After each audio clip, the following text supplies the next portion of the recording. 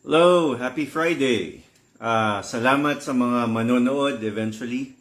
And reminder lang, this entire page, lahat ng kikitain natin will be donated to the eventual Angat Buhay NGO. Ito yung little volunteerism ko or malit na bag ko to be able to contribute to the cause I believe in. Right?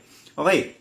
So, meron tayong couple of points here. Ang main gist ng discussion natin ay yung economic team ni incoming President BBM. So, I would tell you based on face value, it looks pretty solid, very solid. And I'll tell you why.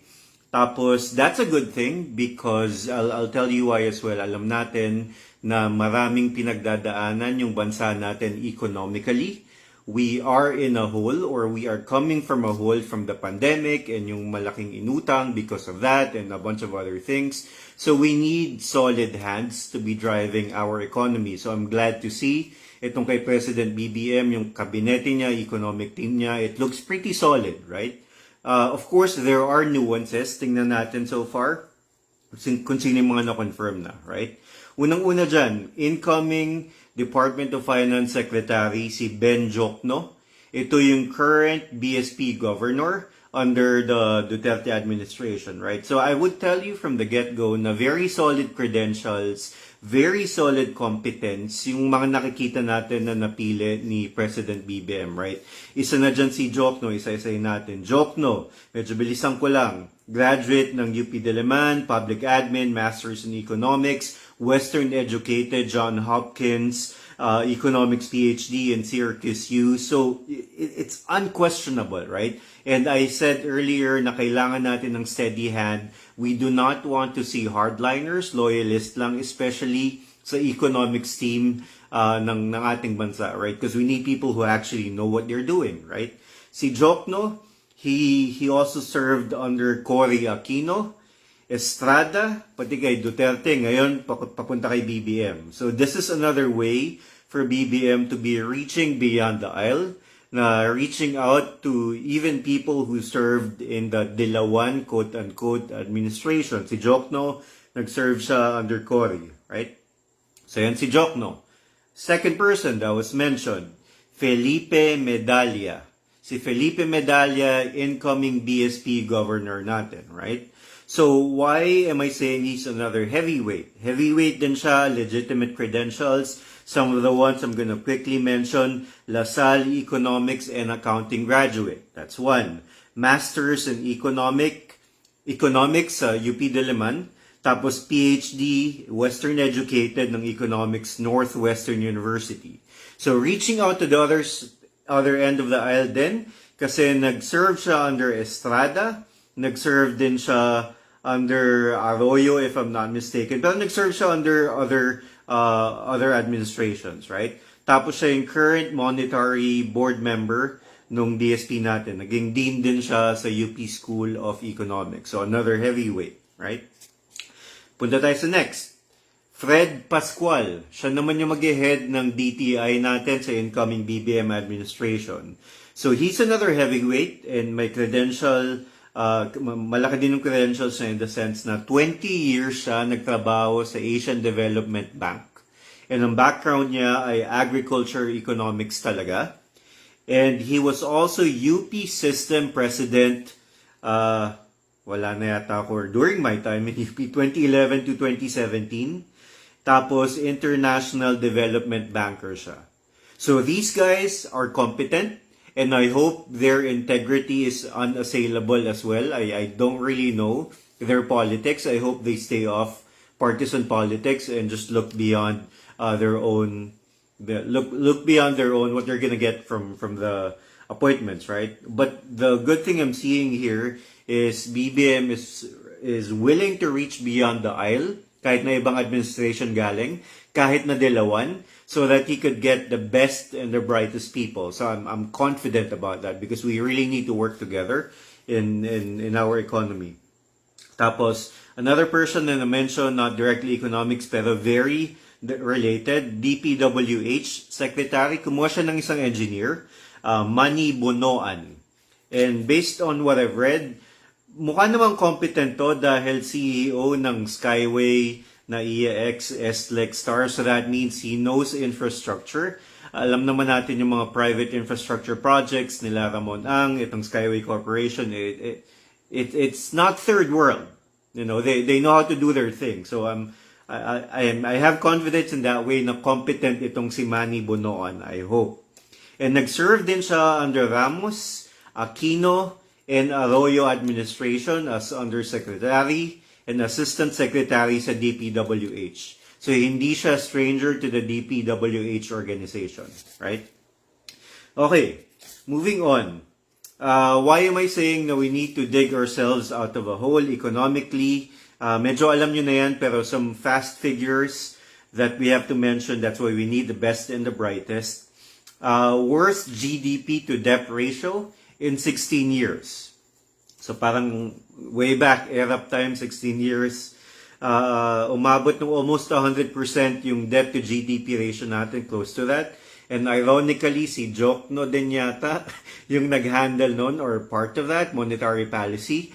Pero now, we're down to, we are at 60 to 63% debt to GDP ratio. So medyo mataas siya, elevated siya, but it's not the worst. You have countries that are very high or even worse than that, 90 to 100%. Pero we don't want to be anywhere near that, right?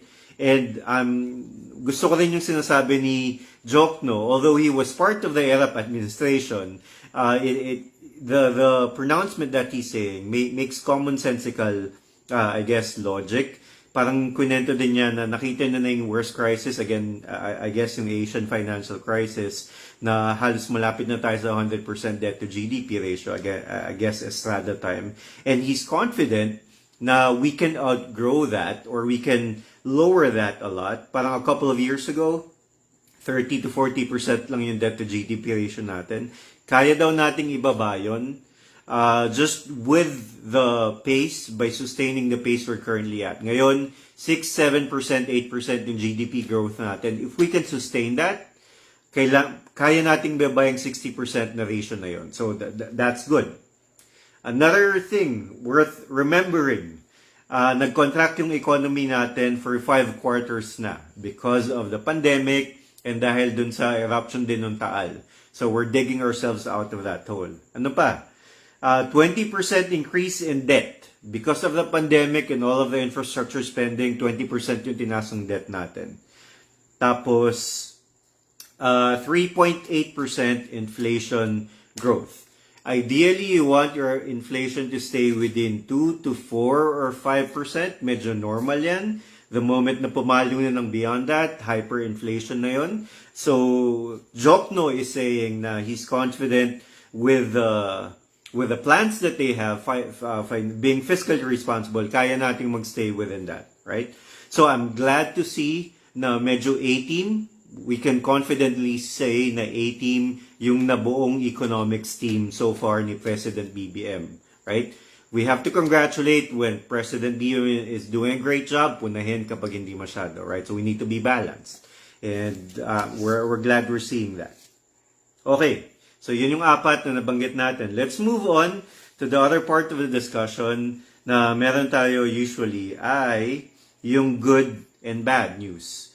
These are the good and bad news that I've seen for the news for the past couple of days, right? Before I go there, some notes na nilagay ko dito. Binanggit ni BBM at ni Amy Marcos na what they're aiming for in their cabinet is to build a team of rivals, right?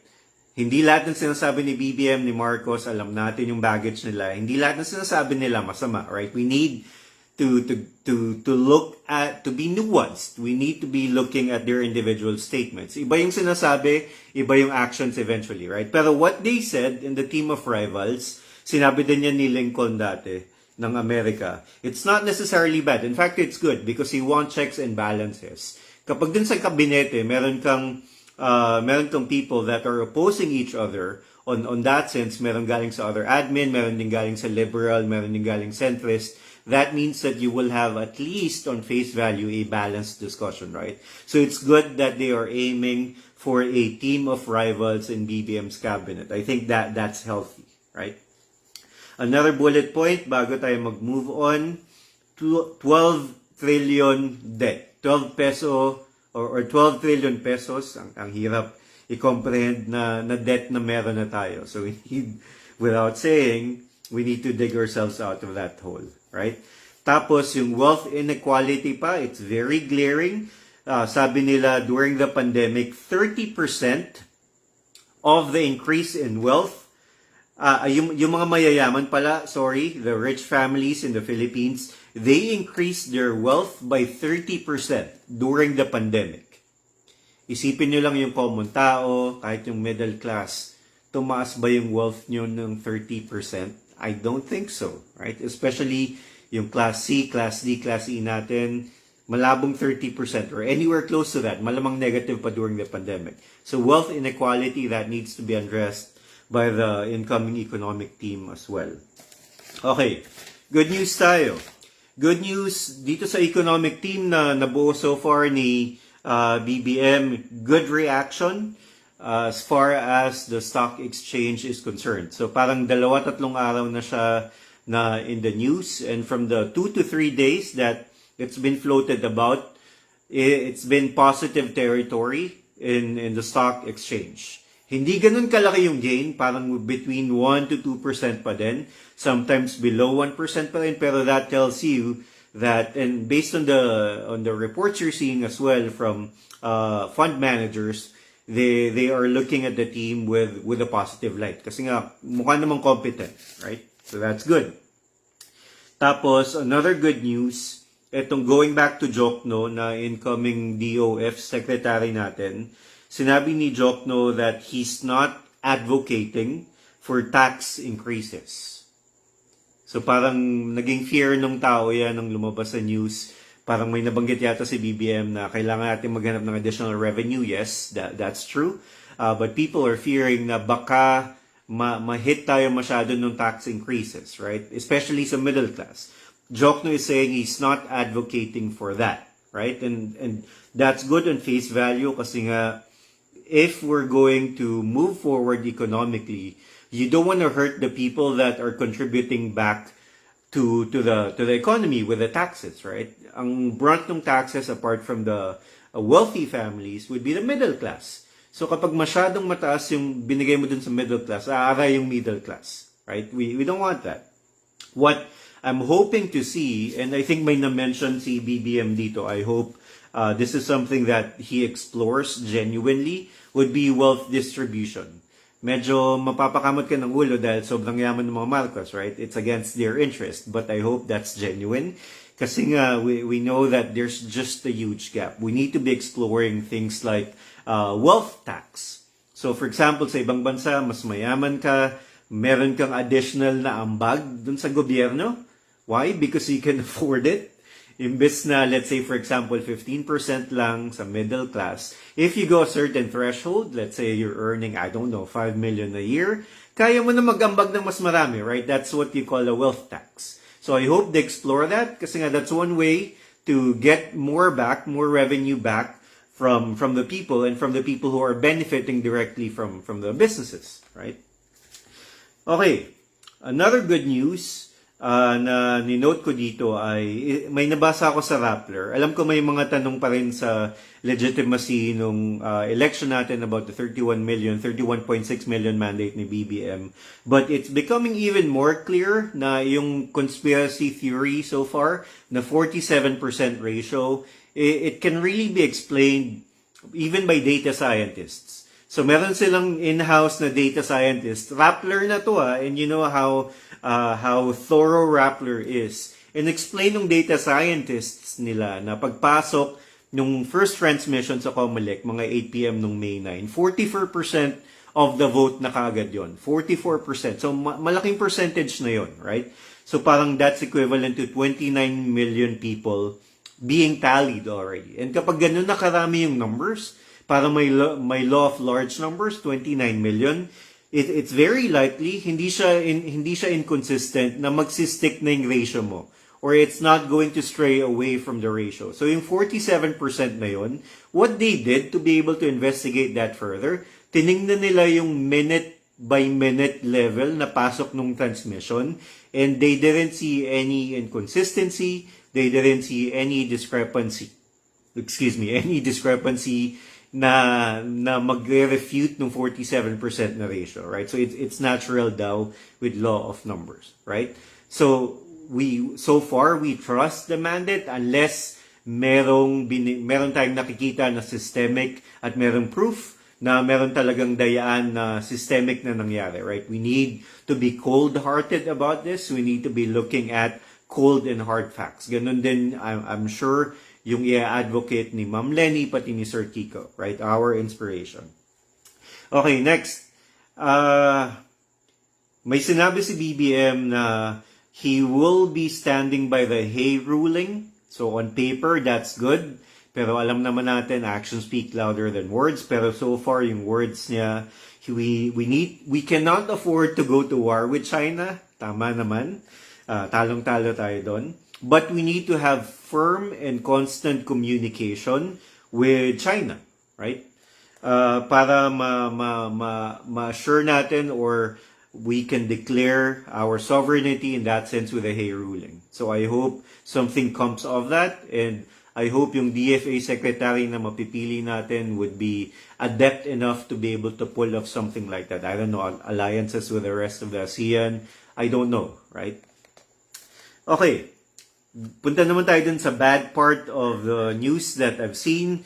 Bad part, pinakauna dito ay sinabi ni Marcos, ni BBM, yung mga nakita daw nakatiwalian sa BIR, sa customs, forgive and forget na lang.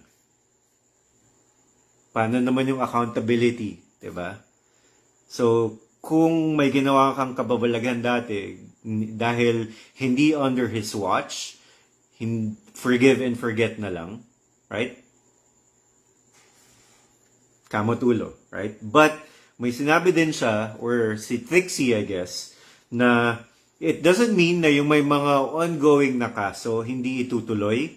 So, yes, dapat lang naman ituloy, of course. Due process yan. Pero I hope that they're still going to look back on anything na medyo walang, I guess wala pang formal proceedings, because anong sasabihin yan to future generations? Kapag natapos na yung termino, pag hindi naman nahuli, hindi na yan, forgive and forget na lang, right?